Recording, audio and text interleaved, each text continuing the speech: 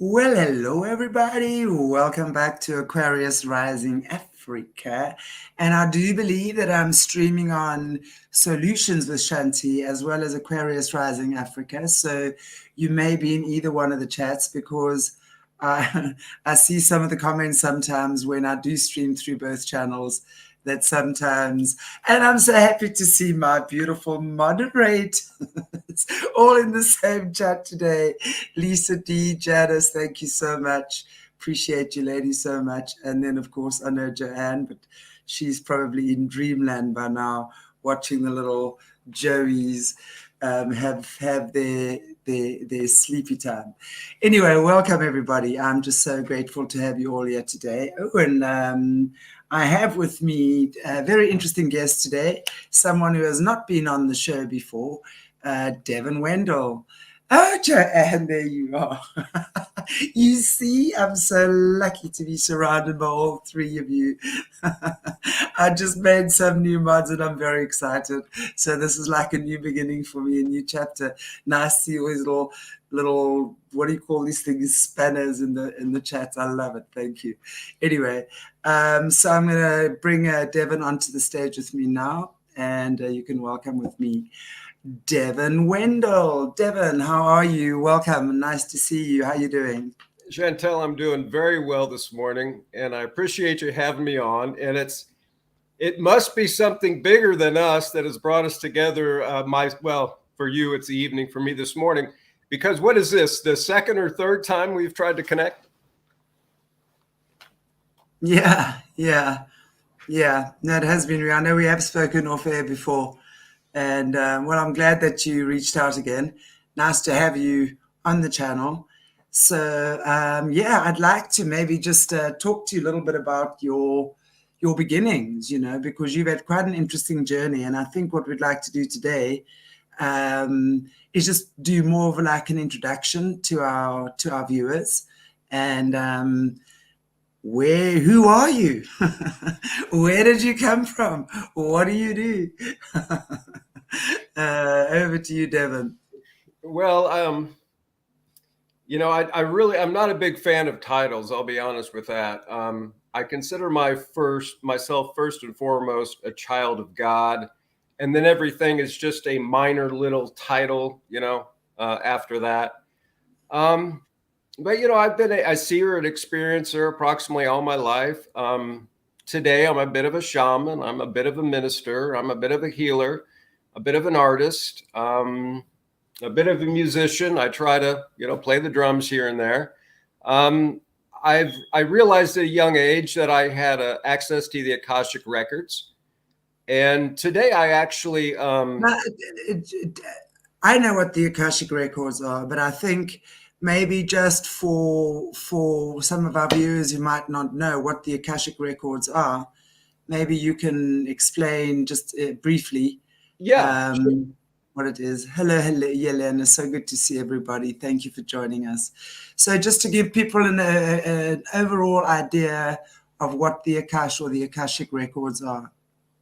On the simplest terms, the Akashic Records are your past and your future and everything that will play out as who you are as that soul and where you will be. So past lives and future lives are all in that book of records. Right. So I like to call it as the moment that God breathed life into my spirit, not Chantel, my spirit. Every moment that I've ever existed and ever will exist is recorded in that. That's right. So it's kind of like this super intelligent living library of human consciousness. Yes, it is. Yeah. Good and bad and indifferent, everything is in there. Yeah, absolutely. And I like to tell people, normally if you're having a conversation on the Akashic, right, and you're actually diving into that and kind of interested in your past lives, or if you're listening to this conversation, probably you've probably been a little bit of everything. And when I say that, I mean you've been the judge, you've been the jury, you've been You've been the one on trial for murder. You know, you've been murdered and everything else in between. Tammy is asking, if it's this book of life. I don't know if you would call it a book of life. What is your take on that? I've heard it. I think I've heard people refer to it as the book of life. I know it's important sometimes to put titles on things, but sometimes when we do that, the definition that somebody's working with can be slightly different, I found. So we'll just keep Akashic Records today as, past and future lives. Yeah, absolutely. Keep it simple. And as you say, we've experienced all of everything. The high, the low, the up, the down, the in, the out, the yin, the yang. Because that's really, my opinion. I'm of the opinion that the human DNA, which is why we're under such siege, if you will, at the moment, is a combination of DNAs from our forefathers that they brought together, that they sat together, and all of them agreed that they would give of their DNA to create the human species, basically in physical terms. Obviously, in spiritual terms, there's a lot more that goes along with that. But so it's almost like I find it very interesting, and that's why we are under such, as I said, such siege at the moment, because everyone wants to control us. Everyone wants a bit of us. Everyone, the negatives are after us, the positives are wanting, it's almost like we have 12 sets of parents and they all want us to do their will, if that makes sense, right? So the human being is so scattered in their mind. We have this incredible monkey mind, and somewhere along the line, we've got to find our own unique consciousness through that battle. That's my opinion in a nutshell. Well, and we're highly revered among the, in the galaxy, because, we are, although we don't necessarily always realize it in this time, your yogi master, your saints and your sage, your lamas, they tend to get a little bit closer to the realization of who we really are and what we can really do. But, Christ said, ye are gods, children of the Most High. And this is true. And we have, if you will, the genetics of the gods. We've been tinkered with, of course, at least a couple times, maybe more, but that DNA of ours is of the gods. And we are multi-dimensional, highly powerful, spiritual creatures on the foundation. Exactly. I'm experiencing it through my meat suit that I call Devon this time around. Yeah. Absolutely.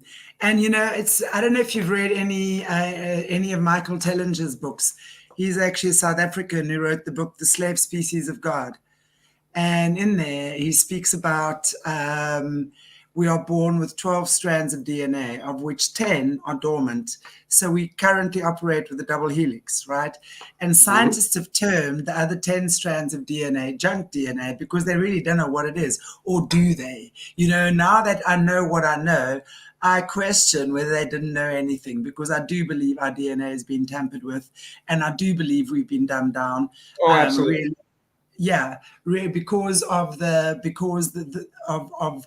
control mechanism in place.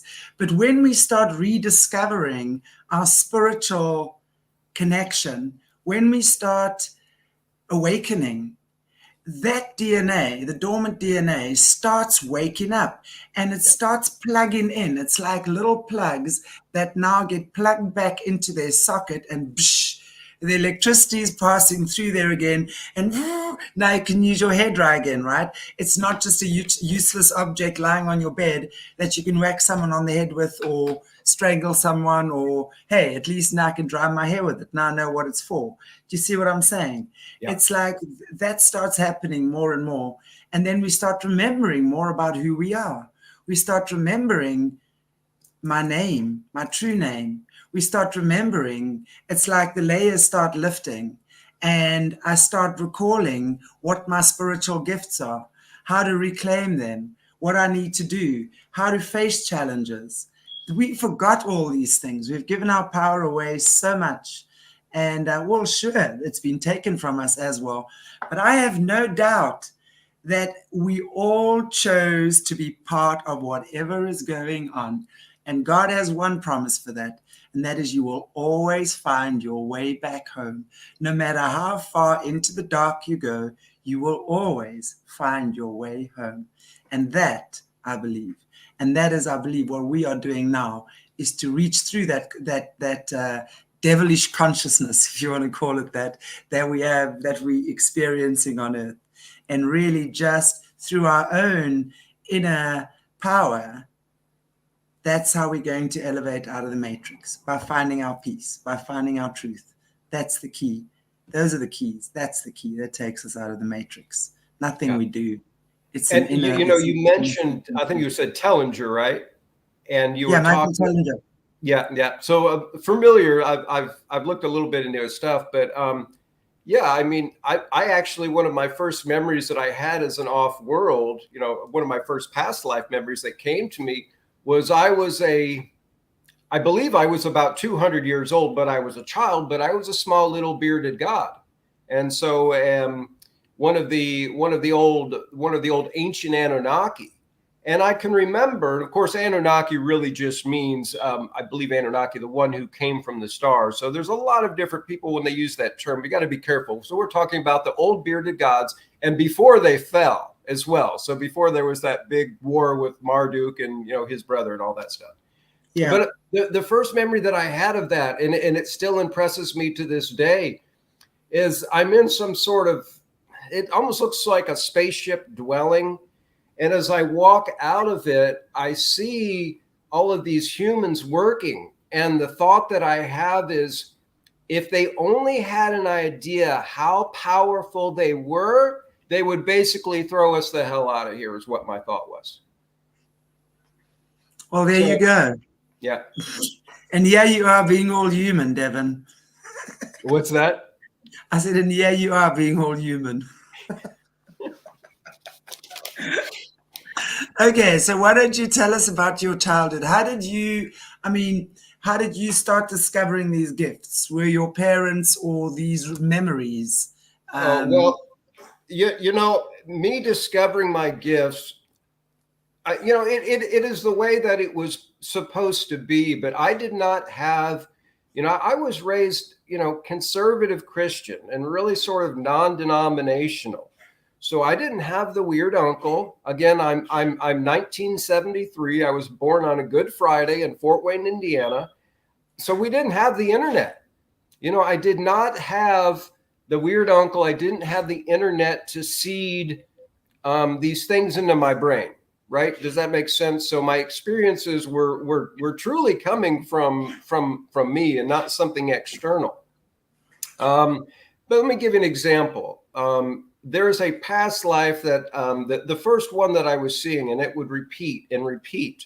And I believe now it was repeating because it was a very traumatic ending. I was tortured over a course of about a week before they finally, ended my life. Now, why was I seeing that one? I believe I was seeing it because there was still a lot of trauma that was bleeding over from that life into this life. But I would see this occur, and I guess I'll get, I can get a little graphic, I guess, because it is the way it is. But through this torture process, finally what they did was they put my head into some sort of a roller and literally like cranked me in and crushed my head. And so as a little kid, I was going over this and over this, could feel my head being crushed, knew that somebody had deliberately done this to me. And I would go to my mother, and this was more than one time I had gone to my mom and say, Mom, I'm seeing one of my past lives. I'm pretty sure I knew who I was and where I was and why people killed me.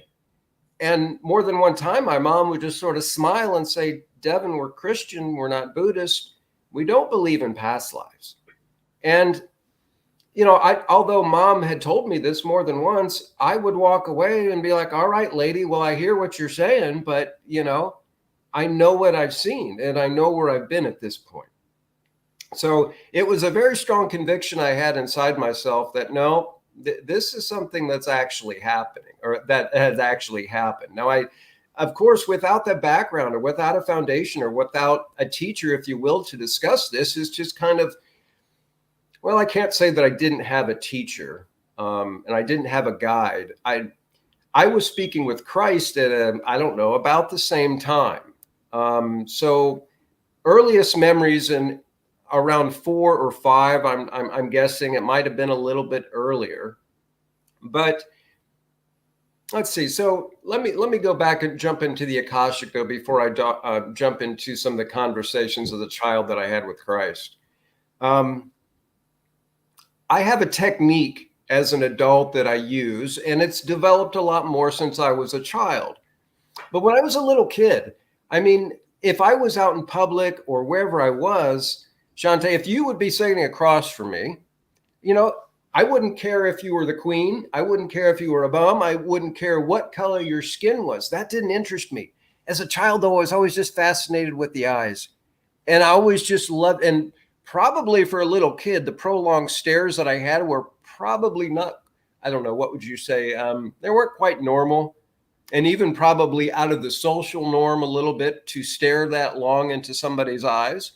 But I knew as a child that if I did this little, what I kind of called game, right? If I just stared into someone's eyes long enough, I knew that this little game played out. And what would happen was that a lot of the times, not always when I stared into somebody's eyes, but they would actually start to show me what I call now Akashic faces. Now, I didn't have a name for it back then, but I knew that what I was seeing, there's always a little voice inside my head when I would see this. And I always would hear like, this is the essence of who the person is. Well, so you're seeing their soul. You were seeing their soul, because the soul and spirit are like not separate but different. Were you seeing the soul?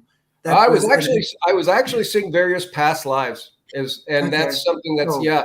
So it could be a male standing before me, and all of a sudden rolling on top of his face, almost like a Rolodex. Sometimes is actually how it occurred. So it just sort of like, you know, like a Rolodex. You know, you flip to the next person, right? And your Rolodex to try to find their information. Well, that's how this would occur.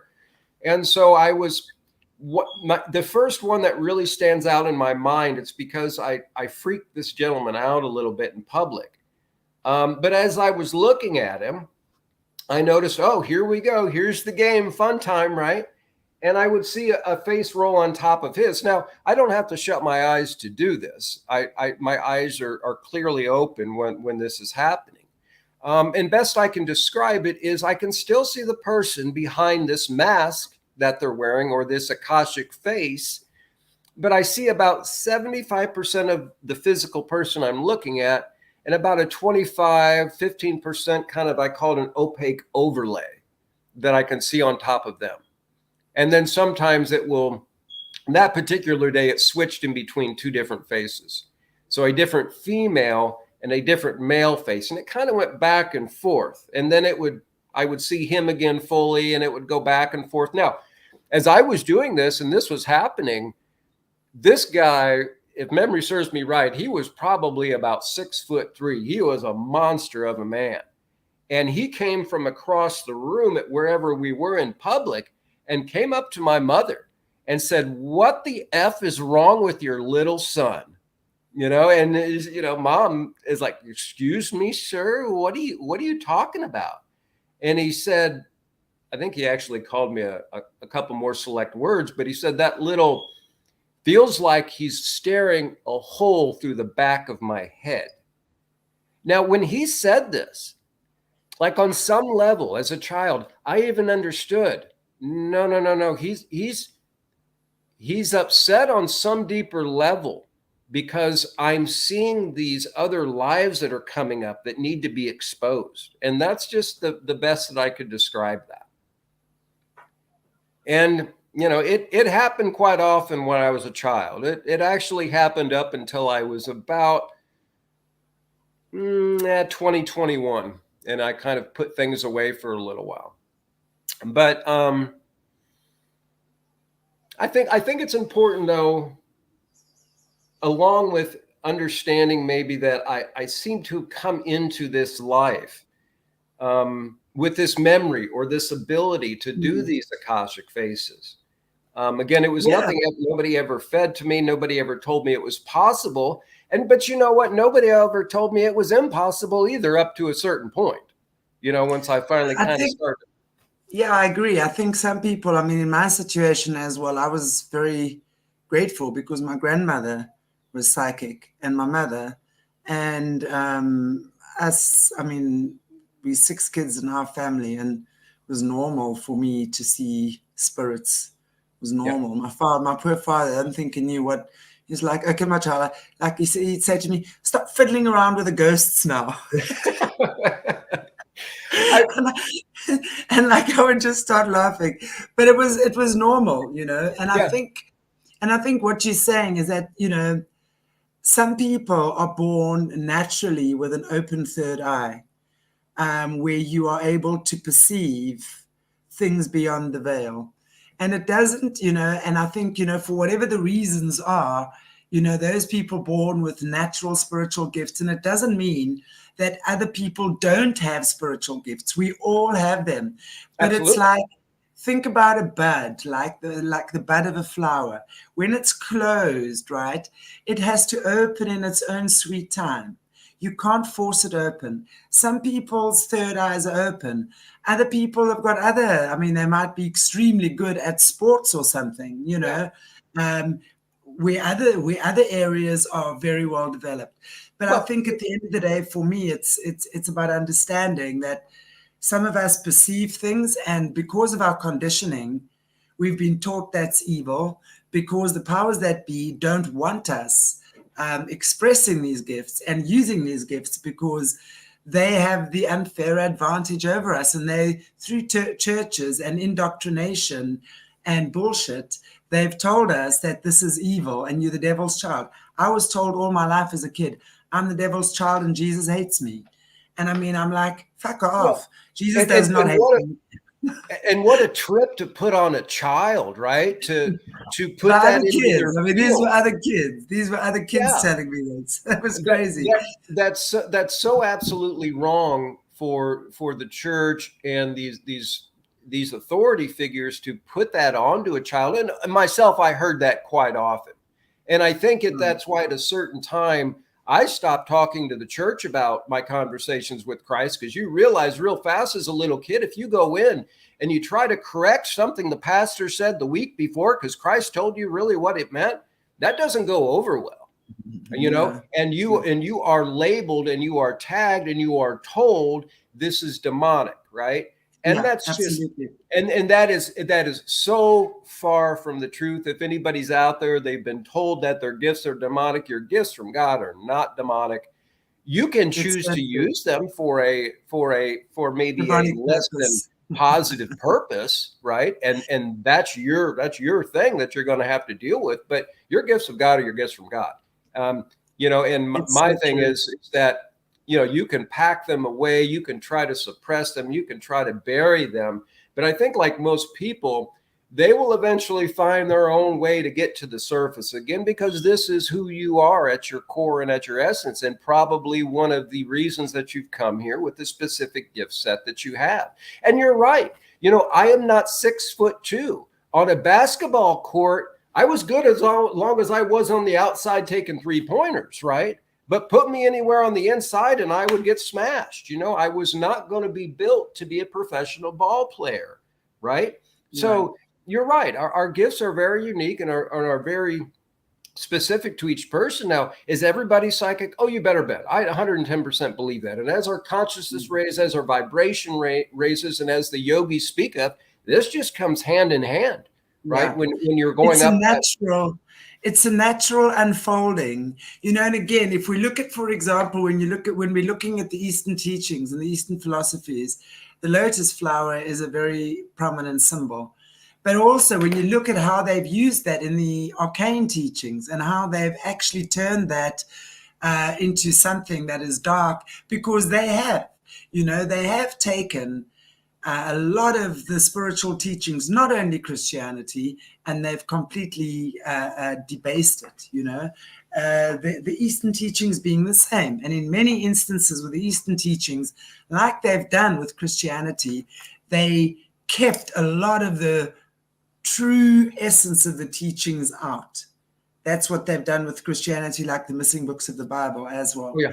But really, when we look at the lotus flower, because what the 1,000-petal lotus really is, it really is a depiction of, as one petal unfolds, it depicts an experience or a journey in your life. And as you complete one experience, another one occurs for you, until you reach that place of full enlightenment, the 1,000-petal lotus, where you've completed all your earthly experiences. And now you've reached that place where you understand, you're at peace. You've understood the extremes of everything. You've understood the perfection in everything. You've understood why certain disgusting things have had to happen. Because if you look at Christianity as well, what does Christianity tell us? Christianity tells us that every day Lucifer goes into the courts of heaven and asks God permission to do what he does, and God grants permission. Now, why is everyone so cross with Lucifer? If God is granting Lucifer permission, it's simple for me, very, very simple. Because until such time that humanity has overcome the struggles that Lucifer holds, in other words, greed, temptation, fear on all sorts of levels, Lucifer's going to keep whacking us down, so to speak, right? It's like training for a ball game. I mean, if you're playing the Super Bowl, you can't be playing the Super Bowl when you've only played 2 games in your life. You got to be practicing, and you're going to be practicing against the bigger, stronger, like opponents, right? Until you reach there. It's the same with spiritual awareness. You're going to be knocked down 100,000,000 times until you get it. And when you get it, that's when the frequency raises. So then God says, you don't need permission anymore. Off you go. You've made it. You've jumped the loop. He doesn't have a hold on you anymore. But as long as that energy or that entity has a hold on you, I can't change that. You have to change that. I have told you how to change that. I have given you permission. I have forgiven you. I have done whatever. But it's up to you as an individual human being to make the changes within yourself. And you have to walk your talk. Not just talk a waffle anymore. Now put your words into action. And I think once we do that, the roads are going to open for us, because I really, at the end of the day, that's what it's about for me. It's a representative of our own shadow self. It's representative of our own fears. It's representative of all the things that we haven't been able to unhook ourselves from yet. And I think when we're able to do that, life becomes very different. Yeah. So I have to, if you see me kind of here occasionally taking notes, multiple traumatic brain injuries over here. So I have to occasionally watch my train of thought, because I'll get either way left or way right. But I want to come back a little bit. And so we are talking about gifts that we are given early on, right? And I think there's a lot of people listening today, and you're going to find that what I'm about ready to say is it's going to ring a bell. You're going to say, oh, wait a minute, I had something like that happen to me. So what I found is a lot of folks like myself, a lot of people are seers, psychics, healers, who are at least going down that right-hand path, right? Trying to serve something greater than themselves, but what we came here for. A lot of us were attacked early on, and I don't completely understand why, but what it seems to be is that these attacks from the dark side seem to occur so that they can create fractures or split in our personalities. Yeah. And when they're successful at doing that, I think a lot of times they can get us to forget and completely fall off track of who we are. So I think a lot of times, depending on how well you fared during those early attacks, maybe how much of that past from the memories from the past life that seemingly came through the veil that you had memory of, that you can actually still hold on and to recall. And so one of my, for me, it's a lot of early first memories. I can't quite put my finger on which one was first, But I had one of these experiences now with what I am calling a black astral being. It's really kind of it's a lower on the pecking order sort of demonic energy, if you will. But I'll give you that story real quick, because I think it's going to remind a lot of people of what they've experienced, and well, if nothing else, give you the understanding that if a child can do battle with these things, then surely an adult or even your children today, if they're dealing with these things, it'll give you a better understanding of maybe what you can do to help them with these darker entities that are coming at them. So it was about noon, and Mom had taken me over to one of the neighbors to be babysat. She had to go to the grocery or whatever she had to do. She didn't want to drag me along that day. And I was the only person in that house with this woman. Now, she had children, but they were not there. They were at school. But it was about noon or about 1. It's time for a little kid to take a nap. So I was taken into the son's room, and he had actually, it was a bunk bed I was on the bottom bunk. And, I never liked naps. So I think I was sitting there tossing and turning, probably, doing whatever I did to kind of avoid going to sleep. But as I was sitting there laying on my side and looking at the wall, now it's noon. There's no reason, and there's nothing in this room for a shadow to be cast and to start to form on the wall. But what it did from the baseboard of the floor is it was black, like a solid shadow, but it started to form 2 legs. And those legs started to kind of go up and form, and I'll be darned, but there's a waist, and it was fairly large. And then it starts to come up to the chest, and there's a big old chest. It was wide, and, you could see the shoulders. And then as the head started to form, it even had little like devil horns on top, right? Real spooky, right? Now, these are those early battles that I talked about just a minute ago, that a lot of us experiences of light workers or seers or healers that have come back in the dark is trying to suppress us. But, rather than me taking my head and throwing it underneath the covers, right, and just saying, oh, no, this ain't happening, this ain't happening, this ain't happening, I'm sitting there watching this thing. Now, I've got enough discernment as this small little child to go, oh, this thing isn't here to sing me a lullaby.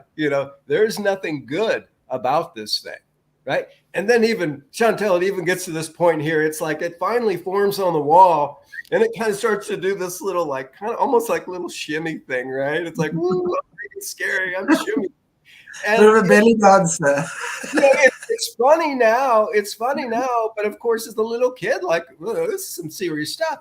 But what do I do? Right? What do I do as a child? Well, I only know one prayer.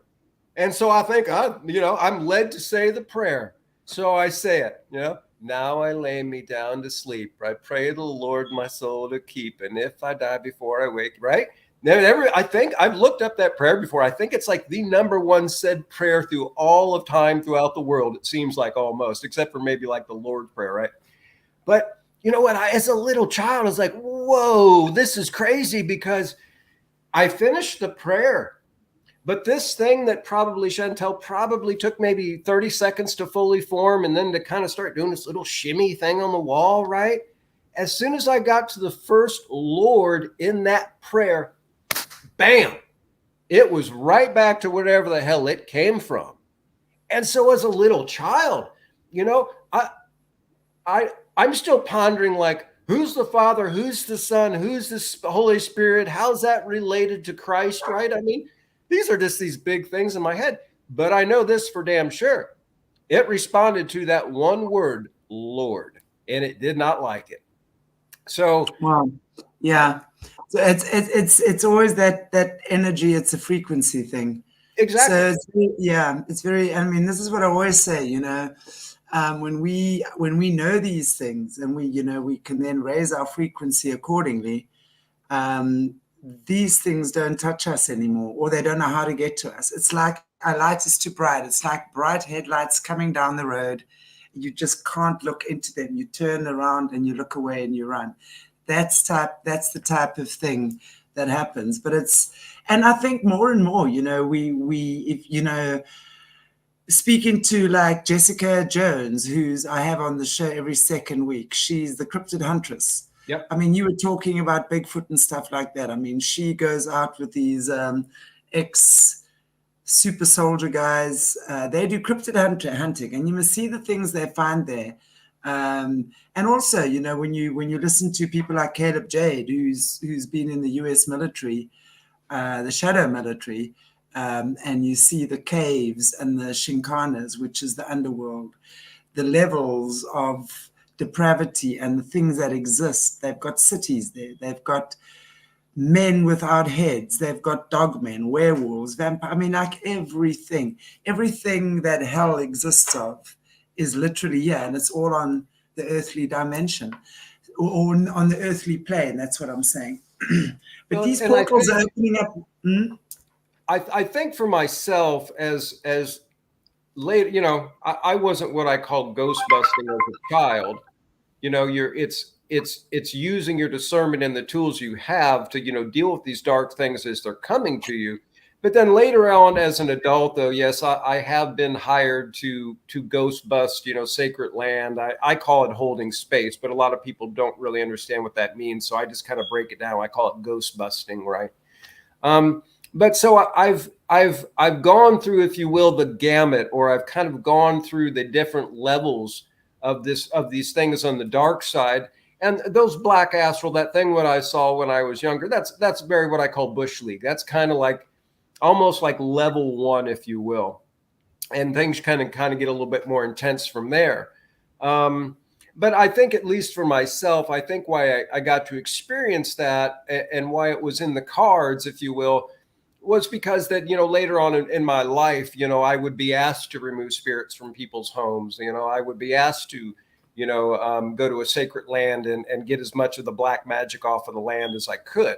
So it was almost like, for me, it was almost like just an early experience that had to happen, just because something later in life was, I was going to be dealing with a little bit more than just your black astral stuff on the wall. But yeah, there's a large gamut of negative things out there. I don't like to focus on it, but to be truly enlightened, we have to be aware of both the light and the dark. Sure.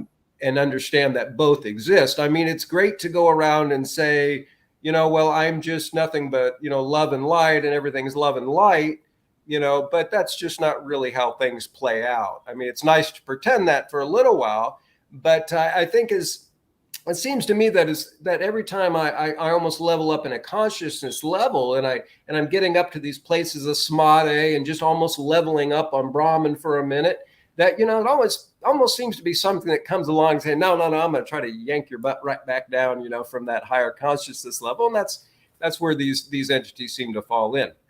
Now, a little bit, I'll give the audience maybe a little bit teaser here, but Akashic Face, as I come to find out, not only am I able to see past lives with it, but later on, more as an adult, I found I can see basically errors in somebody's energy field, but I can also see attachments on folks too. So that same technique that I use to see past lives, I can use. It's almost like a multi-etheric tool. Yeah, it's interdimensional viewing. Yeah. Your third eye's open. Yeah.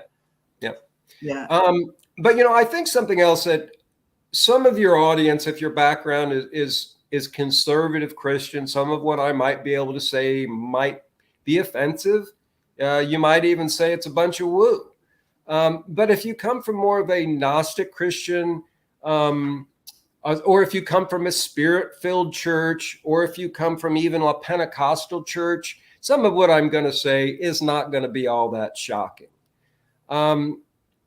So I just simply call them a child's conversations with Christ.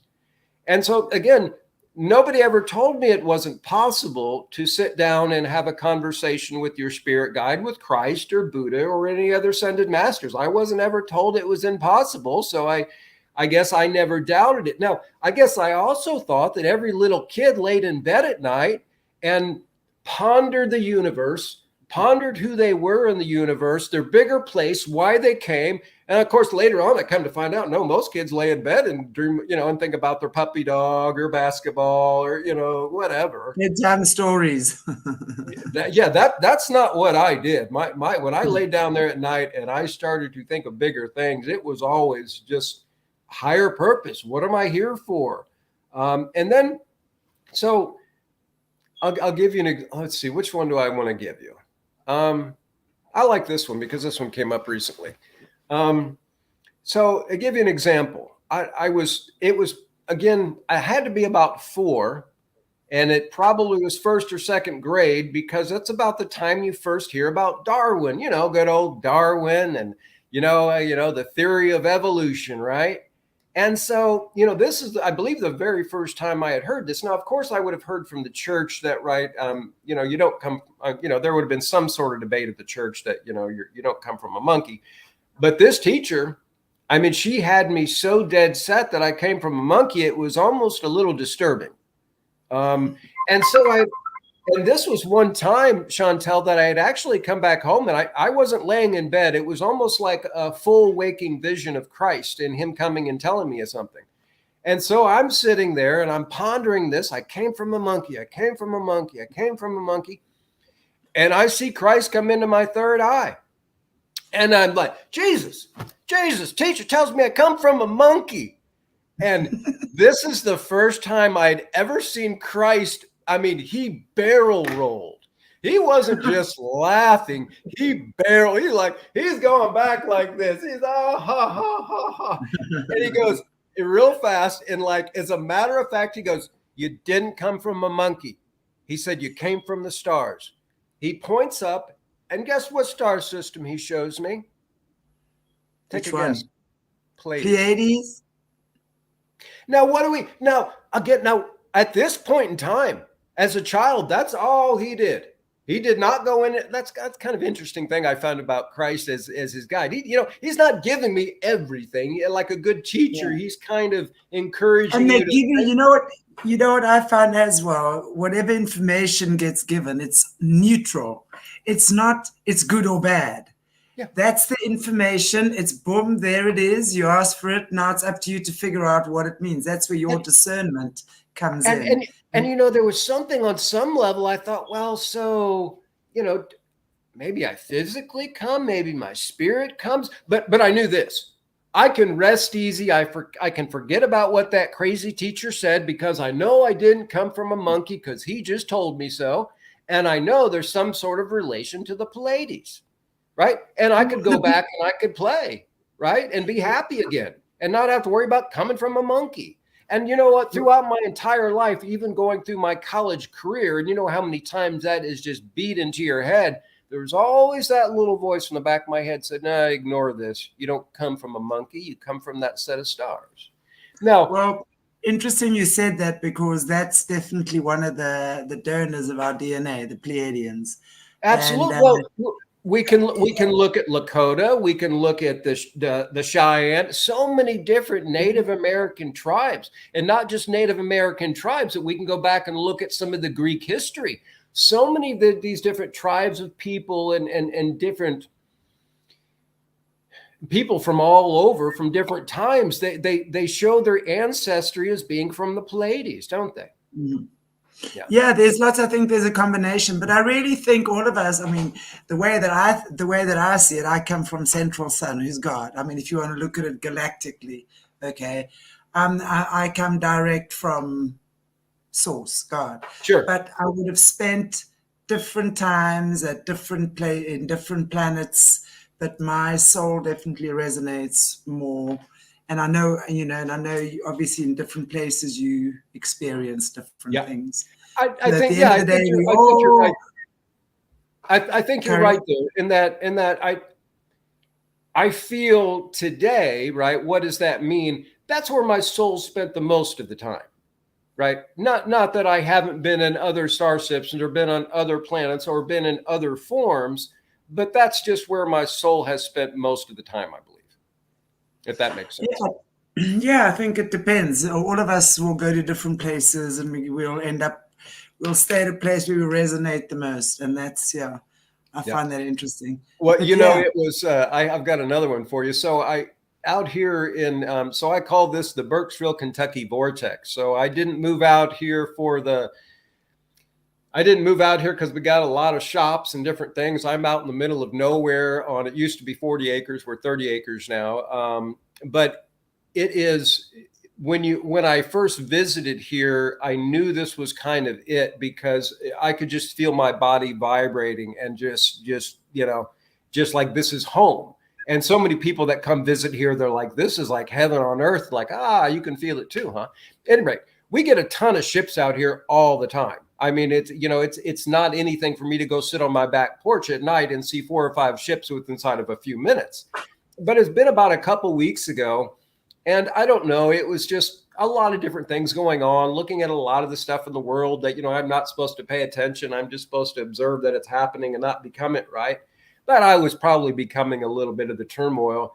And I just thought, you know what, the way people treat each other in general, and on this earth is just so ass backwards. And the way that we're really supposed to be interacting with ourselves, I started thinking like, oh, it would just be nice to be back at the Pleiades, right? To where we understand 5D consciousness and what we're actually supposed to be, how we're supposed to be treating each other.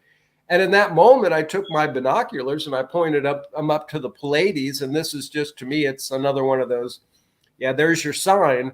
But right as I pulled the binoculars up to the Pleiades, a ship just fired up, got real bright as it went in front of the Pleiades. And I'm thinking like, yeah, there's the family saying hi, giving me a little heads up and, keep going, yeah. a little encouragement.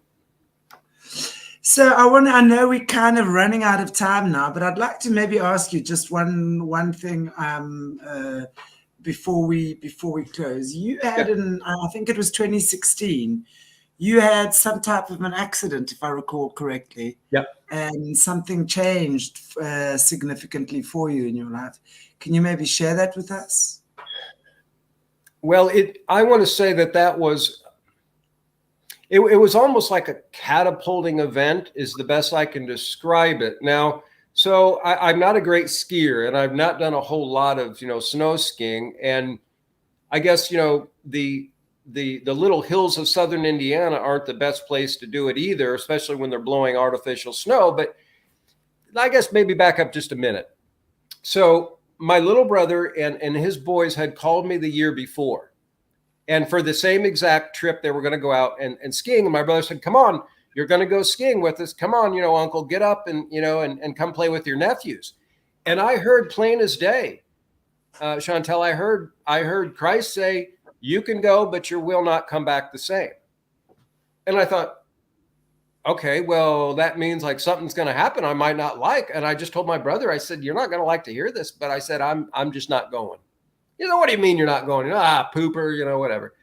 Next year, same exact trip that they took the year before, they were going back out to go skiing, and he calls me up and he says, come on, you flaked out last year. You're coming this year. Guess what?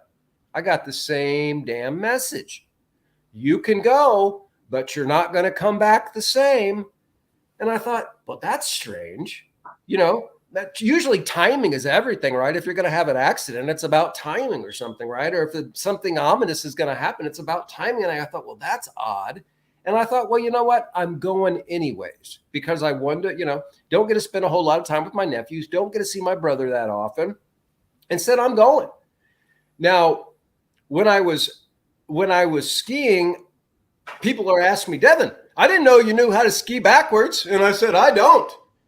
Something kept and I do believe there was a spirit on the mountain that day that was messing with me and turning me backwards. But I mean, I was skiing backwards down the hill. Like I wasn't trying, but somehow I'd get orientated to I'd be going backwards down the hill. Well, I was going, it wasn't a black diamond, but it was somewhere in the middle rank of one of the hills out there that I probably shouldn't have been going down. Well, I took a nasty fall. Somehow I got spun back around backwards and took a nasty fall and broke a hip. Now, as soon as I fell, I knew immediately that something broke. But there was a couple things that happened. It was, I mean, I guess because I'd seen some of my past lives before, it didn't shock me, but all of a sudden I was like, oh, I'm going to die here. And then I was like, no, wait a minute. No, that was a different life. when I was stuck out in the snow, broke a leg or something, to where, you know, I wasn't going to make it. But I was like, no. I'm not going to die here. Like, this is this life. And like, somebody's going to be coming down the hill in a minute. And, you know, I'll be taken off this hill, and that's not going to be fun, but I'm not going to die here. You know, I thought that was weird. But then at the same moment, I kept having this, you can heal yourself. You can heal yourself. You can heal yourself. But how do I do it? Well, you can heal yourself. You can heal yourself. But how do I do it? And the only thing I tell you, Chantel, is I don't know why I didn't go to fear or poor woe is me or, you know, a negative attitude. But as soon as the first rescuer came to pick me up, I was in this really just like deep state of gratitude. Does that make sense? Absolutely. Like I was in extreme gratitude for their help. I was just glad to be alive. I mean, it was strange. Like, I thought I would go to this negative place, but I was going like the opposite direction, like not focusing on the accident so much, but focusing again on this voice that kept saying, you can heal yourself. Now, I wish I could say that I healed that broken bone. I can't say that was the case. I was laid up for 7 months. But everybody that I came in contact with, whether you put me in the ambulance, whether you x-rayed me, whether you were sweeping my room, right?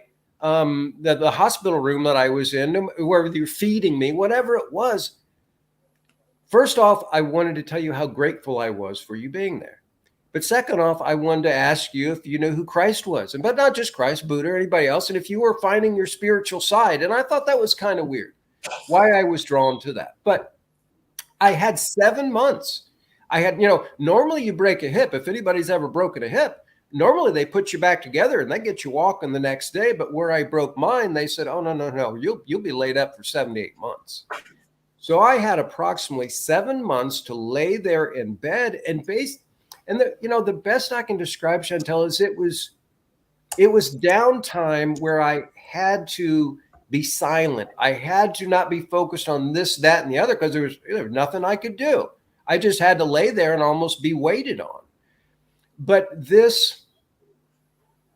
that time, there's a few different, you know, I had run into James Gilliland. Now he's got the Ascetti Ranch out in Trout Lake, Washington. I'm sure a lot of people have heard of his, but I'd never heard of him before, never heard any of his stuff, never heard about the Ascetti, but was laying there one night. You know, YouTube had gone off to wherever it was going when it, you know, auto plays.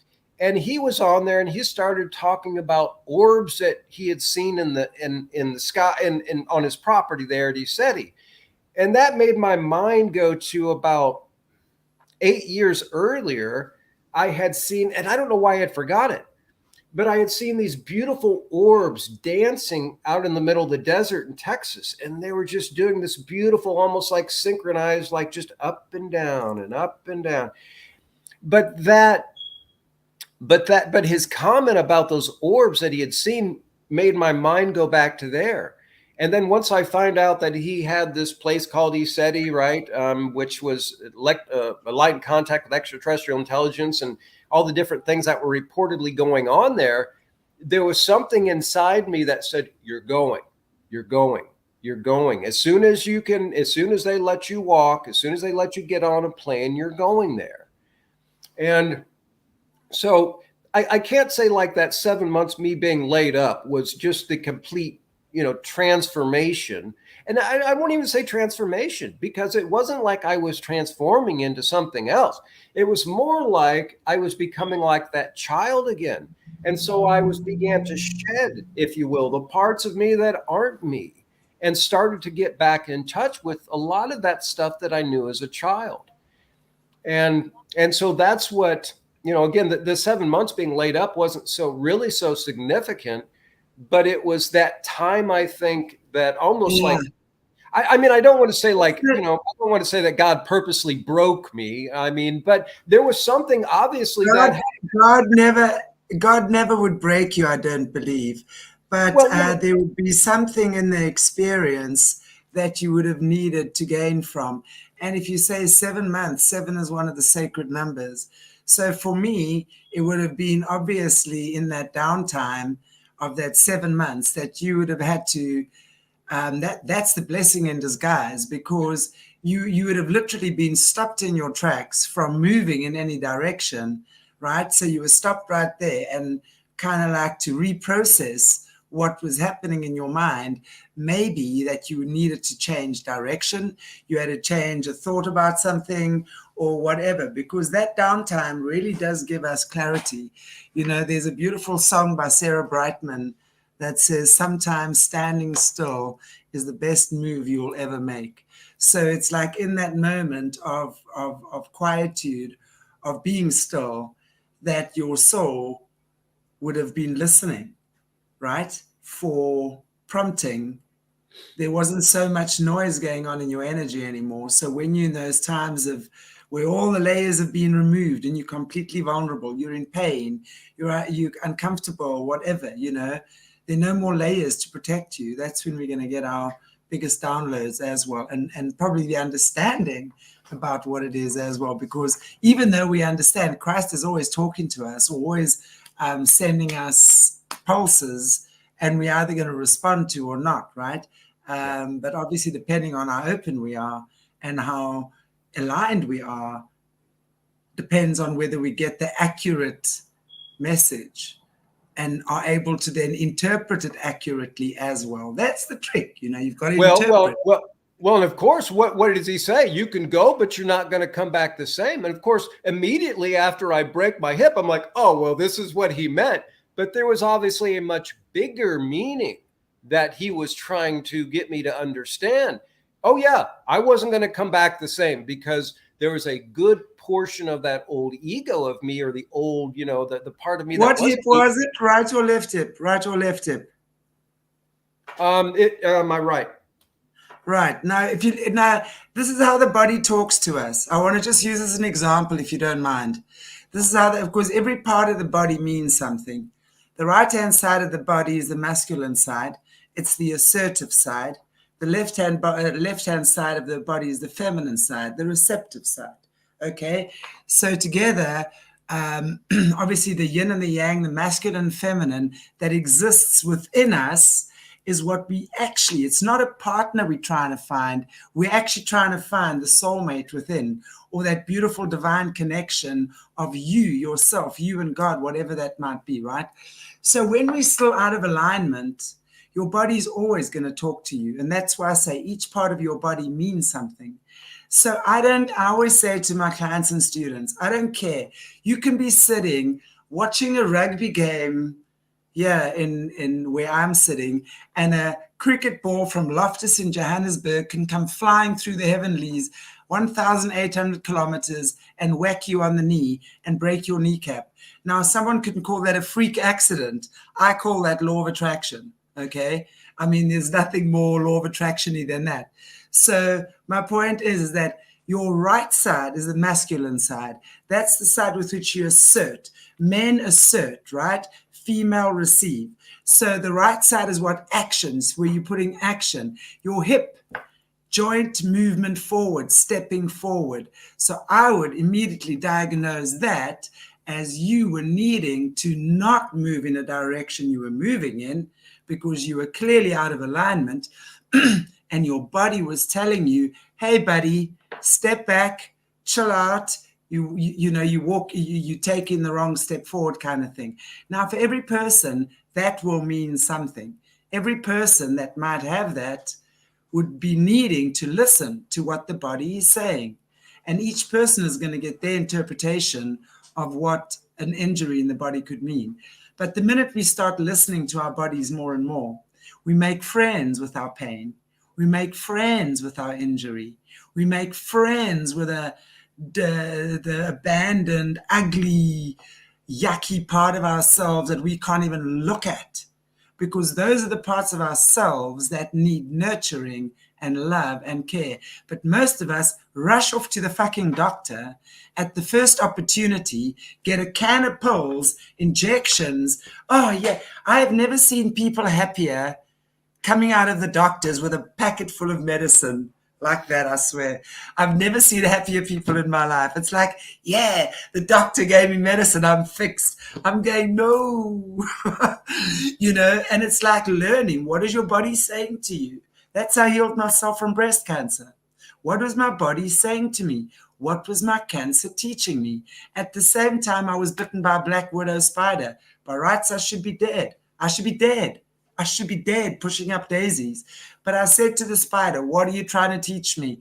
And left hip, huge bite on the left hip. That thing swelled up to the size of a golf ball. I walked around like I was trying to smuggle a golf ball for like a month on my left hip, right? But every time, and I said to the spider, what are you teaching me? She said to me, transform or die. I said, I'll take transformation. Spider's all about transformation. And know that. 8 legs, remember? Spider's all about transformation and not transmutation. Big difference between transmutation and transformation. So with that, I healed myself I became immune to the poison. And I healed myself from breast cancer within like 4 to 6 months without a single doctor. I knew what my body was telling me. And when we can do it like that, your body elevates in consciousness. You elevate in consciousness. And then you become more confident, so you know more and more how these things work.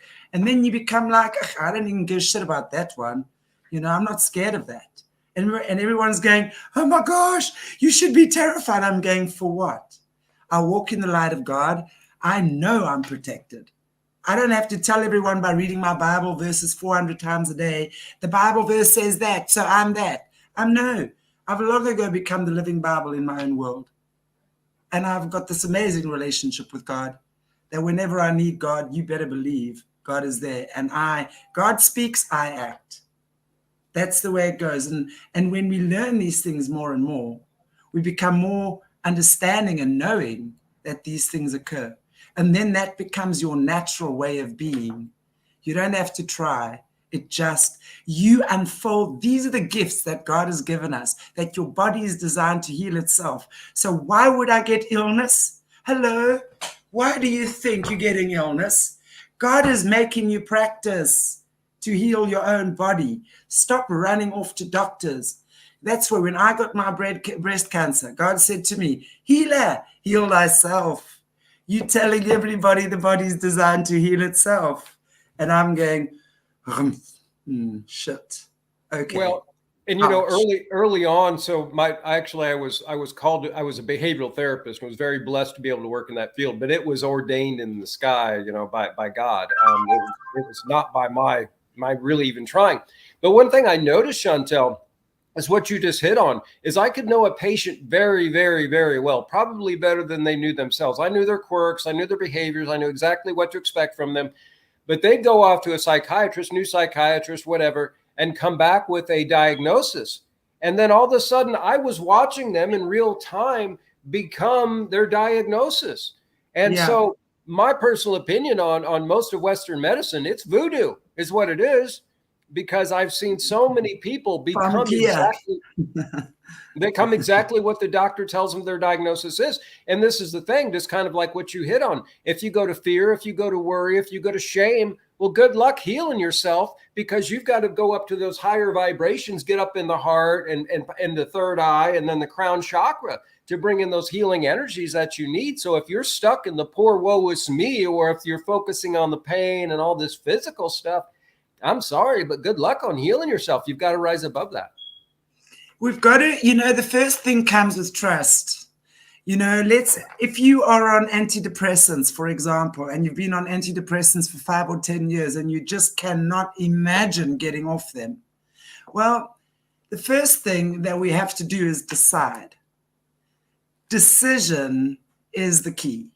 Decide, hey, I can be walking around in this haze of whatever it is for the rest of my life and look as though I need a frontal lobotomy. That's okay. If that works for you, fantastic. And if some people need that. But if I choose life, I choose life, which for me, life is living. I don't want my emotions numbed. I want to feel my pain. I want to feel my anger. I want to feel my joy. I want to jump for joy and bash a pillow against my bedroom wall if I want to. out of frustration. I want to feel. It's what makes me human. But many people can't control those feelings. You see, I'm in a space that I come from a solid family foundation. Not that my family was perfect, but I saw how my parents resolved issues. They were married for 56 years before my father passed away. It certainly wasn't plain sailing all the way. I saw my parents go boom, boom, boom, boom, boom. But I understood that anything can be resolved if you choose to resolve it. And even if your resolution is walking away, you still need to come to that resolution, not rip it open and then. So the whole thing is, it's about understanding the choices that we make in our lives. And when we make certain choices, there are certain ramifications. And whether it's health-wise, whether it's everything, it all boils down to how we relate to ourselves, how we take care of ourselves. And that's the bottom line. And you make a perfect point, and something that keeps coming. It's been a conversation I keep having with multiple people those last couple of weeks is, they want to ask me about healing. What do I know about healing, and why haven't they healed? And I said, well, first off, have you made the choice to actually do that? Kind of like what you said, make your choice to get off the meds or do whatever, but make the choice. And then on the other side of that, understand that it's not just possible to heal yourself or have a miraculous healing in your life or have a healer heal you. It's not just possible, it's 110% possible. You see what happens, and I think what people often, and this is something I notice in my practice, when people want to make a change, they think it's so massive. It's like this mountain standing in front of them because their bank is foreclosing on them. Their car's being repossessed. Their child's on drugs. Their wife is divorcing them. They're about to be retrenched from their job. What I'm saying is everything is now on a precipice. So everything seems so daunting. And I'm going, hey, the way that we're going to solve this is to take you eat an elephant one bite at a time. Not that I ever want to eat an elephant, but you'd eat that elephant one teeny tiny bite at a time. So the first thing we do is we decide, and that looming mountain is very often what scares people away. That's the thing that makes them turn around and run back into hell. In other words, back into lies, back into deception, back into fear, back into alcohol, back into drugs, whatever it is. And I'm saying, you're going to make a change in your life when you are so sick and tired of being sick and tired. You're going to be so sick and tired, you're going to want to vomit your own self up. That's when you're going to make that change. Then you decide. Then one little door opens, and guess what? Something that is manageable occurs. So what is the first thing I can do? Okay, I can stop drinking 4 liters of Coca-Cola a day. I can maybe have 1 liter and 3 liters of water. Let me try that for today. That's all I'm going to do for today. Something that's manageable. Hey, my kitchen cupboard looks like those drawers could be falling out. Let me just do that as a task today. Clean out my kitchen drawers. That's all I do today. I'm saying we start with tiny bite-sized chunks. It doesn't even have to be related to the issue itself, but it's related to you. And when you start feeling a small sense of achievement, you start gathering momentum, and then you start shaking off the old dead skin. And then light starts shining through, ideas start coming, and all sorts of things start changing. And almost all of human nature is not to do, although occasionally it does happen where we do complete 180s, but most of human nature, and most if you look back through your own life, it's small incremental changes. And so even if you can just make, like you said, from 4 liters of Coke to, 3 and 1 or whatever, a small incremental change is better than nothing. Exactly. But everyone, do you know when I have my shelf here and it tends to get cluttered because it's right here, and I hate clutter, especially where I'm working. When I take 15 minutes and just declutter that shelf, do you know how much better I feel? Yeah. That's the point. Our feelings are our fuel. We're also cleaning up, just that old energy that might be lingering there. But it's all about energy, isn't it? So when we start uncluttering the mind, the next thing we start uncluttering our space. the energy starts flowing, we can start breathing.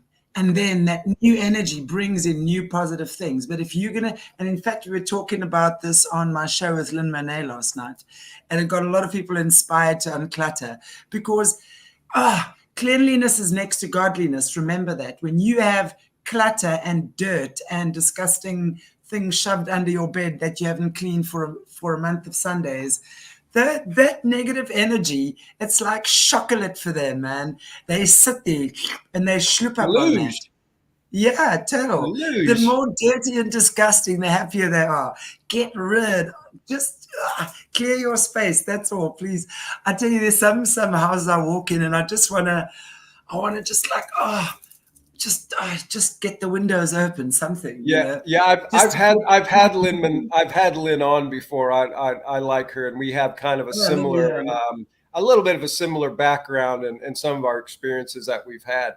One thing that I'm being led to remind all of our audience before I forget, and that is, I think a lot of times, even myself, before I realized, well, we look at this, you know, well, okay, so Devon, you're saying that I have to understand and I have to make the choice that I want to be healed. Yes, this is true. And I have to understand it's 110% possible. Yes, this is true. The other thing you don't need to do is try to make any damn sense of it, because you're trying to make sense of something that is, pardon me, but is beyond the ego's comprehension. And so I think it's best to just leave all your expectations, because trust me, what I kind of expected to see in the middle of a lot of the best healings I've ever seen was nothing even close to what my ego would have told me it would have looked like. So leave the ego at the door as best as you can and put it to rest, because the ego knows nothing of what the Creator has in store for you. Exactly. And I think it's a time that we're learning that, and it's a time that we're getting there. Yay. Thank you so much, Devon, for joining me and all our guests today. And to my beautiful, beautiful viewers, and I always say I'm the hostess with the mostest awesome guests and viewers. And there they are in the chats again. Thank you so much, everybody. God bless you all. And thank you for joining. We'll see you in a half an hour with Bryce. And we're going to be talking about one of the Borgias again, Francis Borgia, necromancy, and what's that thing where they take the ghosts out of you? Exorcism. No, exorcism. Yeah, that one. Okay, that's on with Bryce in half an hour from now. So I want to say thank you. Devon, is there anything you want to say just in ending off for us today? You know, I appreciate you having the platform. I've got my own, although, folks, it's in its infancy, but I've been doing a small podcast, and I've been doing kind of a bunch of different shorts and stories from my past and current, and things that I think you'll find interesting. But, you know, Chantal, it would be good to have you back again. I think we could have some interesting conversations. Oh, absolutely. Because I think, and to be honest, there's a lot of the healing that I've witnessed and been part of and had happen to me, that I've just found that I think I'm going to need a good feminine balance and somebody who's experienced their own healing in their life to kind of bring it out. Because I've even tried to do some short stories on some of the healings that I've witnessed, and it's just going to need to be panned out a little bit more. But past that, tell everybody I love you. And Chantal, I love you too. Thanks again for, us finally being able to connect here. And hopefully, this energetically goes out and impacts as many people as it needs to and it's possible. And that you all just realize that, I'm no different than you as an Akashic Records Keeper, as a healer, as a shaman, and a minister. The only difference is I decided at one point in my life to set my sail, if you will, to that possibility. And that's the only difference. And I know that it's 110% possible. So just like myself, in the short time that it took me to come to this realization, you can do it too. John 14:12 through 13. Anybody remember that reads their Bible, right? What's Christ say? Because you've probably read this 100 times. Well, if you're going to take it to heart. Jesus said, those that come after me will do even greater things to glorify God. Well, he said even greater. Exactly. So let's start with just the foundation that he had, and then we'll move on beyond that. What would Jesus do now? That's a question I ask myself in times of difficulty. There you go. Anyway, thank you so much. God bless you all, everybody. And as Namaste. I said, I shall see you in 30 minutes with Bryce on. I actually think I'm streaming through both channels again, so either on Solutions or Era. Thanks, everybody. Be good or no, don't. Please don't. No. Just have fun. Bye.